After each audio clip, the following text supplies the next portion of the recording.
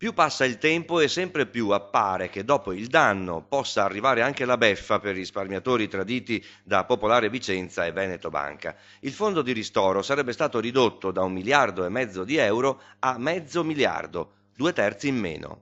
Una legge che non è stata concordata con i risparmiatori, è stata concordata da due persone, cosa molto grave, in quanto a questo fondo è stato tagliato anche 1 miliardo, un ulteriore miliardo. Infatti per il 2019 c'è 500 milioni. Se i decreti attuativi alla legge sul risparmio tradito hanno stabilito un indennizzo definitivo per i risparmiatori pari al 30% del danno, i numeri sulla riduzione del fondo di ristoro sembrano corrispondere.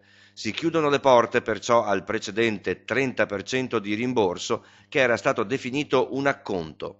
Allora noi ci auguriamo che questa farsa possa finire presto e che il governo intervenga subito. Noi non eravamo d'accordo prima, non siamo d'accordo adesso e faremo di tutto per far ritornare la legge come era prima e in modo che possa tutelare al massimo i risparmiatori.